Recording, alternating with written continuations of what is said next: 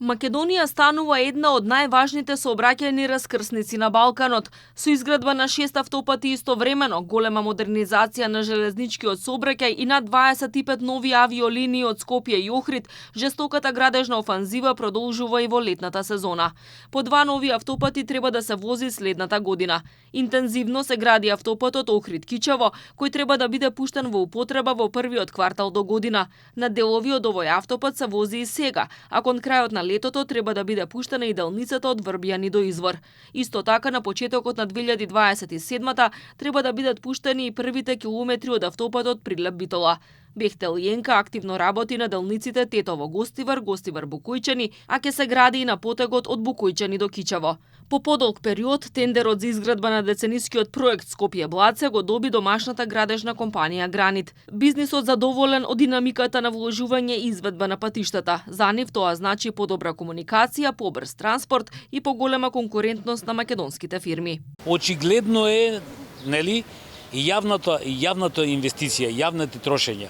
Секој пат ја покренуваат економијата. Не случајно гледаме раскопани градови низ Европа, во кои ја подобруваат инфраструктурата. И тоа се политики и тактики кои ја задржуваат економијата на локалното место. Тоа треба да го правиме и ние, за да можеме навистина да ја вртиме економијата во нашите рамки, во нашите граници. Интензивно се вложува и во железницата. Владата ќе набавува нови возови и 5 електрични локомотиви. Се работи на проектот Градски воз во Скопје. Првата линија од Зелениково до центар е во финална фаза, а до крајот на годината се очекува да биде познат изведувачот и за другите 2 линии. Интензивно се гради и втората делница од пругата од Белјаковце до Крива Паланка, а за третата конечно се откочија работите и железничкиот тунел ќе се гради заедно со Бугарија. Истовремено почне и проектот за обнова на трасата од Скопје до Кичево.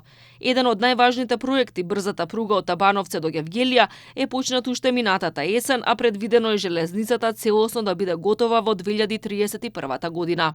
Воведени се повеќе од 25 нови авиолинии од Скопскиот и Охридскиот аеродром, со што граѓаните добија директни врски до повеќе европски дестинации.